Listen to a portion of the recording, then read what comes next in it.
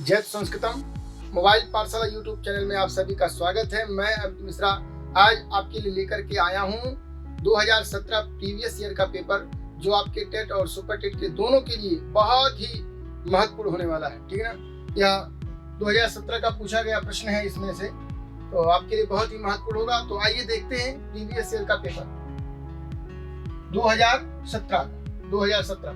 ठीक है ना, तो एक गद्यांश दिया हुआ है, आइए इसको पढ़ लेते हैं एक बार आराम से। एकस्मिन् अवसरे कदाचित लक्ष्मी पार्वती अवदत्। ठीक है ना, एकस्मिन् अवसरे लक्ष्मी पार्वती, लक्ष्मी और पार्वती जो है आपस में वार्ता कर रही थी। ठीक है ना, जिसमें गौरी का मतलब कौन हुआ? पार्वती। गौरी बोली, ठीक है ना, गौरी कौन बोल रहा है? लक्ष्मी बोल रही है, जिसमें से लक्ष्मी बोलती हैं कि गौरी स्वापत्युः नाम उच्यताम, स्वापत्युः नाम उच्यताम, अपने पति का नाम बोलो। गौरी स्वापत्युः नाम उच्यताम, अपने पति का नाम बोलो। अन्यथा अहम क्रीडाब्जेन भवतीं तारेम, अन्यथा अहम क्रीडाब्जेन भवतीं तारेम, नहीं तो मैं क्रीडाब्जेन माने क्रीडा के बहाने भवतीम तारेयम, तुमको बहुत पीटूंगी या तुमको बहुत मारूंगी। ठीक है ना, क्रीडाब्जेन का मतलब क्या हुआ? खेल में। तदा पार्वती अवदत्, तदा माने तब, पार्वती अवदत् माने बोली, तब पार्वती बोली, मम पत्युः नाम शिवः, मम पत्युः नाम शिवः, मेरे पति का नाम शिव है। ठीक है ना, शिव पदस्य अन्य अर्थाः श्रृगालः इत्यर्थम। शिव पद से माने क्या हुआ? शिव पद का अन्य अर्थ माने अन्य अर्थ क्या है? श्रृगालः। देखिए यहाँ श्रृगालः दिया हुआ है, श्रृगालः इति अर्थम मत्वा, श्रृगालः इति अर्थम, इस प्रकार का अर्थ मत्वा माने होता मान करके, लक्ष्मी ही अपृच्छत, इस प्रकार का माने शिव पद का अन्य अर्थ क्या है? श्रृगाल है। मत्वा माने होता है मान करके, इस प्रकार से मान करके लक्ष्मी अपृच्छत, लक्ष्मी पूछती है, किम भवत्या पति श्रृगालः, किम माने क्या, भवत्या माने तुम्हारी या आपकी, आपके पति कौन है? क्या आपके पति श्रृगालः, श्रृगाल है? श्रृगाल का मतलब क्या हुआ? एक अर्थ होता है श्रृगाल माने सियार भी होता है। ठीक है ना, ऐसे मजाक में जो है लक्ष्मी बोलती है। तो पार्वती कहती है कि मम पति ही अस्थाणुर इति निर्देश्यति, तुम मेरे पति को खूंटा समझ रही हो। अस्थाणु मतलब क्या हुआ? यहाँ पर खूंटा टाइप होता है। ठीक है ना, ऐसा तुम निर्देशित कर रही हो। इत उक्तवती पार्वती, ऐसा पार्वती ने बोला। इति उक्तवती पार्वती, इस प्रकार से पार्वती ने बोला। अगली लाइन है, कह रहे हैं कि लक्ष्मी ही अवदत, अब लक्ष्मी कहती है, किम सा स्तंभ, क्या वह स्तंभ है? स्तंभ का मतलब भी क्या हुआ? स्तंभ का मतलब हुआ खूंटा। यहाँ स्थाणु का मतलब हुआ क्या? पत्थर होता है। यहाँ कह रहे हैं किम सा स्तंभ, कौन कहा? लक्ष्मी कहती है किम सा स्तंभ, क्या वह स्तंभ है? सा अस्ति पशुपति, वह है पशुपति, वह पशुपति है। इति अवदत् पार्वती, यह कौन बोलता है? यह पार्वती बोलती नहीं, वह कौन है? वह पार्वती, वह जो है पशुपति है। इति अवदत् पार्वती, इस प्रकार से पार्वती बोलती हैं। तन्नाम सह पशून चारयति इति अर्थः। ठीक है ना, कह रहे तन्नाम, उन्हीं के नाम से, सह माने वह, पशून चारयति माने जो पशुओं को चराता है, जो पशुओं को चलाता है, या ऐसा अर्थ निकलता है तन्नाम। ठीक है ना, उनका नाम, सह माने वह, पशुन जो पशुओं को चराता है, इति अर्थात इति, इस प्रकार से अवदत् लक्ष्मी, इस प्रकार से लक्ष्मी बोलती है। एतादृशा लक्ष्मी पार्वत्यो संलापः सर्वेषां मंगलाय भवतु। एतादृशा माने होता इस प्रकार से, लक्ष्मी पार्वत्यो संलापः, ठीक है ना, लक्ष्मी और पार्वती का जो संलाप है, जो आपस में जो वार्ता है, सर्वेषाम, सभी का, मंगलाय भवतु, सभी का क्या करें? सभी का कल्याण करें। तो ये आपके पैराग्राफ से एक प्रश्न है, दो प्रश्न यहाँ से पूछ लिया जाता है। तो देखिए यहाँ से प्रश्न पूछा गया है कि शिव पदस्य अन्यार्था कह।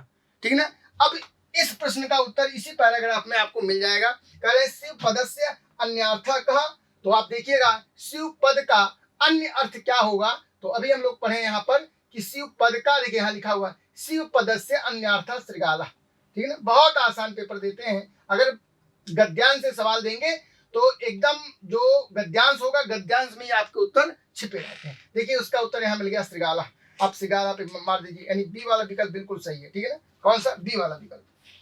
कह रहे हैं शिव पदस्य अन्यार्था कह, शिव पदस्य अन्यार्था श्रृगाला। अगला प्रश्न है कि गद्य खंडे कया प्रश्न पृच्छेत। ठीक है ना। गद्य खंड में कया मन होता है किसके द्वारा प्रश्न पृच्छते, किसके द्वारा प्रश्न पूछा जा रहा है। ठीक है ना। तो अभी हम लोग पढ़े कि तस्मिन कदाचित लक्ष्मी पार्वती अवदत बोली। ठीक है ना। गौरी स्वपत्यो नाम उच्चताम। तो अब देखिएगा इसी में जो है आपके उत्तर छिपे हुए हैं। तो प्रश्न कौन करता है? कह रहे हैं कि प्रश्न कौन करता है, तो प्रश्न जो है हमेशा कौन करती है? लक्ष्मी करती है। यहाँ पे कौन करती है? देखिए यहाँ पे उत्तर छिपा हुआ है। देखिए लक्ष्मी का, ये देखिए लक्ष्म्या। कह रहे हैं गद्य खंडे कया प्रश्न पृच्छते, में किसके द्वारा प्रश्न पूछा जा रहा है? तो लक्ष्म्या, यानी सी वाला विकल्प बिल्कुल सही होगा। ठीक है ना। अब देखिए अगला प्रश्न है कि कयो संलापः सर्वेषां मंगलाय भवतु। ठीक है ना। कयो संलापः सर्वेषां मंगलाय भवतु, किसके संवाद से या किसके वार्तालाप से सभी, सर्वेषां माने सभी का, की मंगल कामना हो, सभी की मंगल कामना के लिए किसकी वार्ता को बताया गया है कि इन दोनों की वार्ता जो है सबका मंगल करे। ठीक है ना। तो यहाँ पर देखिएगा लिखा है कि लक्ष्मी पार्वत्यो संलापा सर्वेषां मंगलाय भवतु, इसलिए उत्तर हमारा क्या हो जाएगा? सी वाला विकल्प बिल्कुल सही हो जाएगा। ठीक है ना। आगे बढ़ते हैं। करें कि संप्रेषण का कार्य क्या है। देखिए अगला प्रश्न है, ये 2017 का पेपर है, इसी को हम लोग सॉल्व कर रहे हैं। ठीक है ना। करें संप्रेषण का कार्य क्या है। देखिए ऑप्शन है ABCD, ज्ञानेंद्रियों को क्रियाशील करना, कर्मेंद्रियों को क्रियाशील करना, अनुभूति कराना, उपर्युक्त सभी। ठीक है ना। तो संप्रेषण का कार्य क्या होता है? संप्रेषण का मतलब ये होता है कि जो समान रूप से आपको प्रोत्साहित करे पीछे से। ठीक है ना। तो इसमें सभी आ जाएंगे, यानी ज्ञानेंद्रिय और एक कर्मेंद्रिय। ठीक है ना। और ये अनुभूति कराने, यानी उपर्युक्त सभी, बिल्कुल सही हो जाएगा। अगला प्रश्न है आपका कि शिशु मोदकाय रोदति उदाहरण है। शिशु मोदकाय रोदति, अर्थात शिशु मोदक के लिए रोता है। मोदक माने क्या होता है? मोदक माने होता है लड्डू। ठीक है ना। कह रहे हैं कि किसका उदाहरण है, यानी किस सूत्र का उदाहरण है। तो चार विकल्प है आपके सामने। अस्प्रेह इप्सितः का, कि तादर्थे चतुर्थी वाच्या का, रुच्यर्थानाम प्रिय माला का, या हित योगे च इसका। ये चार सूत्र दिए हुए हैं। पूछ रहे हैं कि यहाँ पर जो चतुर्थी विभक्ति लगी हुई है वो किस सूत्र की देन है। तो बिल्कुल सही जवाब होगा तादर्थे चतुर्थी वाच्या। जब किसी कारण से कोई प्रयोजन सिद्ध हो जाता है तो उसमें जो है तादर्थे चतुर्थी वाच्या का ही प्रयोग करते हैं। ठीक है ना। तो शिशु मोदकाय, शिशु रोता है, शिशु कार्य कर रहा है, लेकिन ताद अर्थ किसी प्रयोजन के लिए, तो उस प्रयोजन क्या है? शिशु मोदकाय रोदति। ठीक है ना। एक देखिए यहाँ पे क्रिया हो रही है, रोने की क्रिया हो रही है, लेकिन किसके लिए हो रही है, किस अर्थ के लिए हो रही है? तो मोदकाय के लिए हो रही है, और जिसके लिए कार्य हो रही है उसमें हम चतुर्थी विभक्ति लगाते हैं तो हो जाता है मोदकाय। ठीक है ना। बहुत बढ़िया प्रश्न हुआ है। अगला प्रश्न देखते हैं हम लोग। अगला प्रश्न है कि ऊष्म वर्णों का बोधक प्रत्याहार क्या होगा, यानी कि ऊष्म वर्ण किस प्रत्याहार में आपके सम्मिलित है। ठीक है ना। देखते हैं, ये देखिए सा, श, श और हल। ठीक है ना। इसमें चार वर्ण आ जाएंगे, ये चारों देखिए शा, शा, सा, ठीक है ना, और हा, और हा। ठीक है ना। ये सल प्रत्याहार में आपके कौन से वर्ण आते हैं? ऊष्म वर्ण आते हैं। क्या आते हैं? ऊष्म वर्ण। और जो यण में है, यण में अंतस्थ वर्ण आते हैं। कौन से आते हैं? अंतस्थ वर्ण आते हैं। और यहाँ पर देखिएगा ऐसे ही जस प्रत्याहार है, जस प्रत्याहार में आपके वर्गों का तीसरा, ठीक है ना, वर्गों का तीसरा वर्ण आता है। ठीक है ना। तो इस प्रकार से भी है वर्ण, तो अभी देख लेंगे। तो ऊष्म प्रश्न है हमारा कि ऊष्म वर्णों का बोधक प्रत्याहार कौन सा है। तो बिल्कुल सही जवाब होगा बी वाला विकल्प। ठीक है ना। आगे बढ़ते हैं। अगला प्रश्न है कि दृश्य धातु से अगर सत्री प्रत्यय हम लगाएंगे तो क्या बनेगा? दृश्यन, पश्यन, दर्शन या दृष्टि। तो आपके सामने चार विकल्प है। तो जिसमें से सही विकल्प कौन सा होगा, देखते हैं। सही विकल्प होगा पश्यन, ठीक है ना। दृश्य को पश्य आदेश हो जाएगा, सत्री का अन जुड़ जाएगा, हो जाएगा पश्यन, ठीक है ना। अगला प्रश्न है जो देखिए बार बार परीक्षा में पूछता है, ये तो हर बार यूपी टेट हो चाहे सुपर टेट हो, ये प्रश्न बहुत ही पॉपुलर है और ये हर बार पूछता है कि मनोरथ का उदाहरण कौन सा है, ठीक है ना। तो स्वर संधि का है कि व्यंजन संधि का है कि विसर्ग संधि का है कि प्रकृति भाव का है। बहुत ही पॉपुलर प्रश्न, हर बार यह प्रश्न जरूर पूछता है। तो ये बिल्कुल सही जवाब होगा सी वाला विकल्प, ठीक है ना। विसर्ग संधि का यह उदाहरण मनोरथ। संधि विच्छेद कभी कभी अगर पूछ ले आपसे कि इसका संधि विच्छेद क्या होगा, तो देखिएगा मनस्य धन, ठीक है ना, रथा। ये देखिए मनस्य धन रथा। कभी कभी परीक्षा में अगर पूछ सकता है कि मनोरथ की संधि विच्छेद क्या होगी, तो आपका जवाब सही होगा मनस धन रथा बराबर बन जाएगा मनोरथ, ठीक है ना। यहाँ पर आ है, यहाँ पे सा है, अस की टी संज्ञा हो जाएगी और यहाँ पर आ और उ मिल, ठीक है, बन जाएगा ओ। चलिए अगला प्रश्न देखते हैं। करें कि छा किससे मिलकर बना हुआ। ये देखिए छा वर्ण है, छा। तो देखिए ए बी सी डी 4 विकल्प है, जिसमें से सही विकल्प क्या होगा, तो सही विकल्प होगा का और सा। का और शा मिलकर के जो है क्या बने हैं, का और शा मिलकर के क्षा बनता है। का और शा का जब संयोग होता है तो क्या बनता है, क्षा बन जाता है, ठीक है ना। अगला प्रश्न बहुत बढ़िया है, कह रहे हैं कि दा धातु किस गण की है। देखिए संस्कृत में गणों की संख्या कुल 10 होती है। कितने गण होते हैं, 10 गण होते हैं, ठीक है। ये दा धातु है, दा का रूप चलता है ददाति दत्ता ददंती, ददाति दत्ता ददति रूप चलता है, ददाति दत्ता ददति, इस प्रकार से चलता है। देखिएगा ददाति दत्ता ददति, ददाति दत्ता ददति, ठीक है ना। तो ये जो इत्यादि गण की धातु है। देखिएगा डी वाला विकल्प बिल्कुल सही है। अगला प्रश्न है, करें कि मैं बाजार जाता हूं, इसका संस्कृत में कर्मवाच्य का वाक्य क्या होगा। मैं जो है मैं बाजार जाता हूं, कर्मवाच्य का वाक्य बनाना है इसको। कर्मवाच्य में क्या होता है, जब हम कर्मवाच्य का वाक्य बनाएंगे तो कर्मवाच्य में कर्ता भी होगी, कर्म भी होगी और क्रिया भी होगी। यानी कर्ता, देखिएगा कर्मवाच्य के वाक्य में कर्ता के बाद क्या आता है, कर्म आता है, और कर्म के बाद क्या आता है, कर्म के बाद क्रिया आती है, ठीक है ना। क्रिया कर्ता जो होता है वो कर्ता में हम तृतीया विभक्ति लगाते हैं, ठीक है ना। कर्म में हम प्रथमा विभक्ति लगाते हैं और क्रिया हमेशा आत्मने पद की लगती है। हाँ, आत्मने पद की क्रिया लगती है, ठीक है ना। तो आइए देखते हैं कर्ता में तृतीया विभक्ति लगाएंगे, यानी मैं की संस्कृत होती है क्या, अहम, और अहम का तृतीया विभक्ति क्वेश्चन में क्या बनेगा, अहम माम मया बनेगा। तो इसमें देखते हैं मया कहाँ है, मया देखिएगा यहाँ पर है, यानी कि बस हमको यही पकड़ना ही था। ये देखिए हमको यहाँ मया मिल गया, ठीक है ना। और सब तो बिल्कुल गड़बड़ा है। मैं बाजार जाता हूँ, संस्कृत में कर्मवाच्य वाक्य बनाना है, ठीक है ना। तो मया में देखिए कर्ता है, ये तृतीया विभक्ति लगा हुआ है, ठीक है ना। आपरम ये कर्म है, और चलिए गम्यते ये बिल्कुल सही होगा, बी वाला विकल्प बिल्कुल सही है, ठीक है ना। अगला प्रश्न है, उपोषति में कौन सी संधि है, उपोषति में कौन सी संधि होगी। तो बिल्कुल सही जवाब होगा, इसमें गुण संधि है। कौन संधि है, गुण संधि है, ठीक है ना। चलिए अगला प्रश्न है, नैके में कौन सी संधि है। तो नैके में ना धन एक के बराबर क्या हो जाएगा, नैके, ठीक है ना। यहाँ वृद्धि संधि है। अगला प्रश्न देखते हैं, अव्यय शब्द का समूह क्या है इसमें। तो साते यूयम।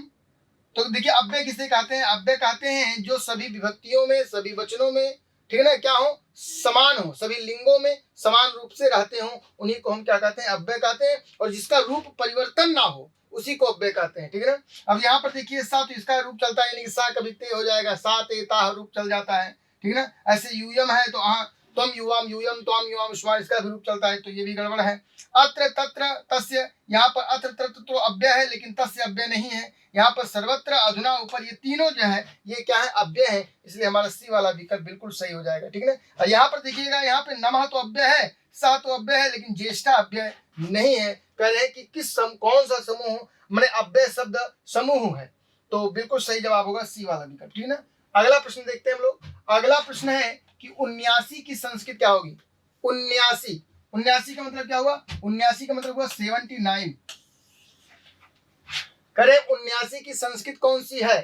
तो आपके सामने 4 विकल्प है, नवसप्तति, ऊनाशीति, एकोनाशीति या एकोनसप्तति, ठीक है। तो 79 की संस्कृत क्या होगी? 79 की संस्कृत आपको बताना है। तो देखते हैं कौन सी होगी।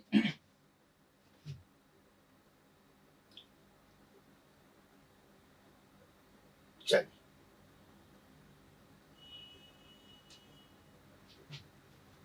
उन्यासी की संस्कृत करण नहीं है। यहाँ पर देखिए, बहुत ध्यान से पढ़ना है। हम भी पढ़ रहे थे, इसमें है वाला हम समझ रहे थे। देखिए, इसको बहुत ध्यान से पढ़ना चाहिए। ये करण नहीं है। कौन सी? नहीं है, ठीक है ना। तो नव सप्तति माने भी होता है 79, ऊनाशीति माने ऊन माने होता है थोड़ा सा कम, ठीक है ना, थोड़ा सा कम, 80 में थोड़ा सा कम, तो 79 होगा। एकोनाशीति माने भी होता है 79। एकोन सप्तति माने क्या हो जाता है? एकोन सप्तति माने होता है बच्चा 69, ठीक है ना, 69। तो ये डी वाला विकल्प बिल्कुल सही हो जाएगा, ठीक है ना। अगला प्रश्न है कि नयनम में प्रयुक्त प्रकृति एवं प्रत्यय बताना है, यानी धातु बतानी है। कौन सी धातु है, कौन सा प्रत्यय है। तो नयनम में कौन सी धातु है, कौन से प्रत्यय है? तो इसमें देखते हैं, ने माने होता है ले जाना, ठीक है ना, ने माने होता है ले जाना। इसमें नि धातु है और इसमें ल्युट प्रत्यय है। नि धातु है और ल्युट प्रत्यय, यानी बी वाला विकल्प बिल्कुल सही है। अगला प्रश्न है कि अंतस्थ वर्ण, अंतस्थ वर्ण है, एबीसीडी 4 विकल्प है, जिसमें से आपका सी वाला विकल्प बिल्कुल सही है। यण प्रत्याहार में या वा रा ला, ये अंतस्थ वर्ण कहलाते हैं, ठीक है ना। और ये जो हैं, इनको हम क्या कहते हैं? इनको हम अभी प्रश्न पूछा गया इसके ऊपर में, इसको हम ऊष्म वर्ण बोलते हैं। क्या बोलते हैं बच्चा? ऊष्म वर्ण। चलिए, अगला प्रश्न है कि अट प्रत्याहार के वर्ण कौन से हैं। तो ठीक है ना, अट प्रत्याहार में आपके सभी स्वर भी आ जाएंगे और अट के बाद इसमें सभी स्वर परिगणित हो जाते हैं और हा या व र, ठीक है ना, हा या व र ये सभी आ जाएंगे, यानी स्वर। ये आपका ए वाला विकल्प बिल्कुल सही है, ठीक है ना। ये 2017 का पेपर है। तो अगला देखते हैं, करें वसंत ऋतु में कौन सी संधि है। कौन सी संधि है आपको बताना है। पहले तो संधि देख लीजिएगा। देखिए यहाँ पे यहाँ लिखा हुआ है, चलिए यहाँ गुण लिखा हुआ है, गुण, वृद्धि संधि, व्यंजन संधि। 4 विकल्प है, यण संधि, गुण संधि, वृद्धि संधि या व्यंजन संधि। तो पहले इसको संधि विच्छेद आप कर लीजिए। इसका संधि विच्छेद होगा वसंत धन, वसंत धन ऋतु, वसंत धन ऋतु। यहाँ पर आ मिलेगा, इधर री मिलेगा, आ और री मिलता है यहाँ पर, तो अर हो जाता है, तो बन जाएगा क्या? वसंत ऋतु बन जाता है, ठीक है ना। आ और री मिला, यानी कि गुण संधि का उदाहरण है ये, ठीक है ना। बिल्कुल सही जवाब होगा गुण संधि, ठीक है ना। आ और री मिलते हैं तो अर होता है, आ और री मिलते हैं तो अल हो जाता है। इस प्रकार से देखते हैं, पंचगवम में कौन सा समास है, पूछे हैं। कह रहे पंचगवम में कौन सा समास है। 4 विकल्प है आपके सामने, तत्पुरुष, अव्ययी भाव, बहुव्रीहि या द्वंद्व, ठीक है ना। तो यहाँ बिल्कुल सही जवाब होगा तत्पुरुष समास, ठीक है ना। देखिए, तत्पुरुष में 2 भेद हो जाते हैं। एक होता है आपका कर्मधारय, कर्मधारय, और दूसरा होता है द्विगु, ठीक है ना। अगर द्विगु समास दिया होता ऑप्शन में तो आपका जवाब क्या होता है? द्विगु समास होता है। चूंकि ऑप्शन में नहीं है, इसलिए आपका कौन सा समास हो जाएगा? तत्पुरुष समास का उदाहरण हो जाएगा। अगला प्रश्न है कि पितृ शब्द का संबोधन एक वचन में क्या रूप होगा। बहुत ही प्यारा प्रश्न है। इस प्रकार से परीक्षा में भी सवाल आने वाले जो आपके परीक्षा है उसमें भी इसी प्रकार से सवाल पूछे जाएंगे। तो देखिएगा, पितृ शब्द का संबोधन एक वचन में क्या रूप होगा। हे पितृ, हे पिता, हे पिता या हे पितृ। तो बिल्कुल सही जवाब होगा सी वाला विकल्प, बिल्कुल सही जवाब होगा। अगला प्रश्न है कि निम्न में से कौन सा संयुक्त व्यंजन है। एबीसीडी 4 विकल्प है आपके सामने, खा, ज्ञा, झा और भा। तो बिल्कुल सही जवाब होगा कौन सा संयुक्त व्यंजन कौन सा है। तो देखते हैं ज्ञा वाला, ठीक है ना। छात्र, ज्ञा, ऐसे कुछ भी है व्यंजन जिनको हम संयुक्त व्यंजन बोलते हैं। और यदि आपसे परीक्षा में पूछ लिया कि संयुक्त स्वर कौन से होते हो, तो संयुक्त स्वर देखिएगा, संयुक्त स्वर कौन कौन से होते हैं। तो देखते हैं, ए है, फिर आई है, ओ है और ओ है, इधर औ है, इधर ओ है, ठीक है ना। इस प्रकार से ये चारों क्या है, ये चारों संयुक्त स्वर कहलाते हैं। ठीक है ना, तो हाँ बहुत बढ़िया। अगला प्रश्न है कि चाहिए अर्थ में कौन सा प्रत्यय प्रयुक्त होता है। ये तुमुन प्रत्यय है जो के लिए प्रयोग होता है। यहाँ पर बिल्कुल सही जवाब होगा तद्धित प्रत्यय। कौन सा तब प्रत्यय होगा, तद्धित प्रत्यय। अगला प्रश्न है कि मुझे संस्कृत अच्छी लगती है, तो इसका क्या करना है, इसका संस्कृत में अनुवाद बताना है। तो जो चीज अच्छी लगती है, मैंने रुच धातु के प्रयोग होना यहाँ पर हुआ है। देखते हैं, मुझे संस्कृत अच्छी लगती है, तो यहाँ कौन सा विकल्प बिल्कुल सही है, तो मया संस्कृतम, देखिए मह्यम, ये सी वाला विकल्प बिल्कुल सही होगा, क्योंकि रुच धातु का प्रयोग जहां पर होता है, यानी रुच माने होता है अच्छा लगना, तो जिसको अच्छा लगता है उसमें हम चतुर्थी विभक्ति लगाते हैं। तो देखिएगा, कह रहे संस्कृत अच्छी लगती है, किसको अच्छी लगती है, तो मुझे अच्छी लगती है। ठीक है ना, तो यानी रुच धातु का प्रयोग जिसके जहां पर होगा, रुच धातु का प्रयोग, रुच का मतलब क्या हुआ, अच्छा लगना, तो जिसको अच्छा लगता है उसमें चतुर्थी विभक्ति लगाए देते हैं। तो यहाँ पर देखिएगा मह्यम में कौन सी विभक्ति है, मह्यम में चतुर्थी विभक्ति होगी, इसलिए सी वाला विकल्प बिल्कुल सही होगा। अगला प्रश्न है कि श्रीमद् भगवत गीता में कुल कितने अध्याय हैं। तो आपके सामने एबीसीडी 4 विकल्प है, बिल्कुल सही जवाब होगा श्रीमद् भगवत गीता में कुल 18 क्या है, अध्याय है। ठीक है ना, ये महाभारत के भीष्म पर्व से लिया गया है। ठीक है ना, अब देखिएगा अगला प्रश्न है कि कारक में यदि प्रकृति क्रिय है, प्रकृति मतलब धातु, प्रकृति का मतलब क्या हुआ, धातु, यदि क्रिय धातु है तो प्रत्यय क्या होगा। तो एबीसीडी 4 विकल्प है आपके सामने। ठीक है ना, तो बिल्कुल सही जवाब होगा अड़उल प्रत्यय होता है। कर्ता के अर्थ में हमेशा अड़उल प्रत्यय होता है। जैसे संस्कृत में अगर बोलेंगे कारक में कौन सा प्रत्यय, तो कहेंगे अड़उल प्रत्यय। कारकः, धावकः, चालकः, पावकः, शब में कौन सा प्रत्यय होता है, अड़उल प्रत्यय होता है। ठीक है ना, अगला प्रश्न देखिए, अगला प्रश्न है कि अव्ययी भाव समास का उदाहरण कौन सा है। एबीसीडी 4 विकल्प है आपके सामने। द्वादश, अधिहरि, राजपुरुषः या पीताम्बरः। ठीक है ना, तो बिल्कुल सही जवाब होगा अव्ययी भाव का अधिहरि होगा। क्या होगा, अधिहरि। सबसे बड़ी पहचान होती है अव्ययी भाव समास का कि पूर्व पद की प्रधानता होती है और पूर्व पद जो होता है वो अव्यय होता है। क्या होता है, अव्यय होता है। तो अव्यय के अंतर्गत उपसर्ग भी आ जाते हैं। ठीक ना, तो देखिएगा ये अधि उपसर्ग लगा है, इससे को भी हम दे करके बिल्कुल लगा सकते हैं कि अव्ययी भाव समास का यह उदाहरण है। ठीक है ना, तो चलिए अब यह देखिए द्वादश है, द्वादश में आपका द्वंद्व समास है, इसमें देखिएगा द्वंद्व समास है। राजपुरुषा में षष्ठी तत्पुरुष समास है, षष्ठी तत्पुरुष समास है। पीताम्बर हमें आपके बहुब्रीहि समास है, बहुब्रीहि समास, बहुब्रीहि समास। ठीक है ना, अगला प्रश्न है कि निम्न में कौन सा चतुर्विंशति सहस्र संहिता के नाम से ख्यात है। चतुर्विंशति सहस्र संहिता के नाम से कौन सा जाना जाता है। तो आपके सामने ये 4 विकल्प है, रामायण, महाभारत, ब्राह्मण पुराण या बृहदारण्यक उपनिषद। तो बिल्कुल सही जवाब होगा चतुर्विंशति सहस्र संहिता, क्योंकि इसमें 24,000 श्लोक हैं रामायण में, इसीलिए 24,000 को हम संस्कृत में क्या बोलेंगे, चतुर्विंशति सहस्र कहेंगे। ठीक है ना, और संहिता मतलब एक समूह हो गया। तो रामायण में कुल कितने श्लोक है, 24,000 श्लोक है, इकाई, दहाई, सैकड़ा, हजार, 10,000। ठीक है, 24,000 श्लोक है, इसीलिए इसे हम क्या कहते हैं, चतुर्विंशति सहस्र संहिता। ठीक है ना, कुल इसमें कांडों की संख्या यदि पूछते हैं तो इसमें 7 कांड है। कितने कांड है भैया, 7 कांड। ठीक है ना, रामायण पर बहुत विशेष चर्चा मोबाइल पाठशाला यूट्यूब चैनल पे हो चुका है, आप लोग पीछे इसको देख सकते हैं। ठीक है ना, चलिए अगला प्रश्न है कि अश्चुत्व संधि का उदाहरण क्या होगा। अश्चुत्व संधि का उदाहरण है, एबीसीडी 4 विकल्प है आपके सामने। हरिष्टिकते, विद्वान जयति, तट्टिका, विश्लुस्त्राता। तो बिल्कुल सही जवाब होगा बी वाला विकल्प होगा। देखिए कह रहे अश्चुत्व संधि का उदाहरण कौन, इसका हम संधि विच्छेद कर देंगे, यहाँ हो जाएगा विद्वान, इधर क्या हो जाएगा, जयति, जयति,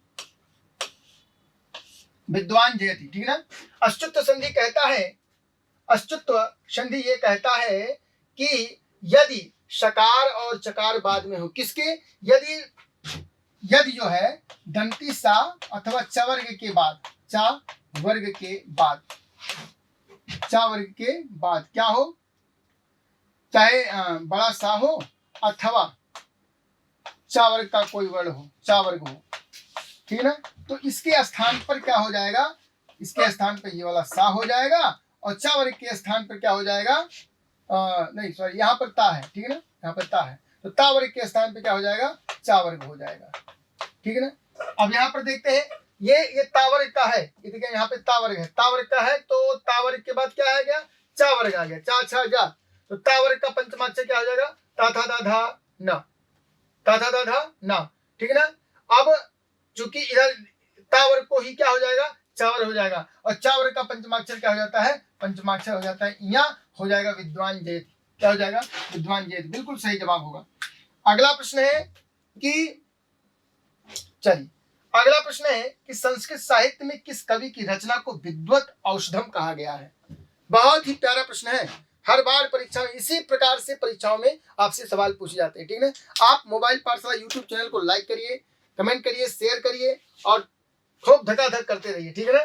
चलिए, संस्कृत साहित्य में किस कवि की रचना को विद्वत औषधम कहते हैं। बहुत बढ़िया, बहुत प्यारा प्रश्न है और हर बार परीक्षाओं में पूछे जाने वाले सवाल होते हैं, ठीक है ना। तो नैषधम विश्वत औषधम, यानी कि श्रीहर्ष किसको कहा गया है, श्रीहर्ष को कहा गया। श्रीहर्ष को नहीं कहा गया, श्रीहर्ष का एक ग्रंथ है नैषधीय चरितम। कौन सा ग्रंथ है, नैषधीय चरितम, नैषधीय चरितम, नैषधीय चरितम, नैषधीय चरितम, ठीक है ना। इन्हीं का एक ग्रंथ है श्रीहर्ष का नैषधीय चरितम, और नैषधीय चरितम को ही विद्वानों का औषध ग्रंथ कहा गया, औषधीय ग्रंथ कहा गया, ठीक है ना। अगले प्रश्न की ओर बढ़ते हैं। अगला प्रश्न ये नहीं है, बस यहीं पे सेवा समाप्त हो जाती है, ठीक है ना।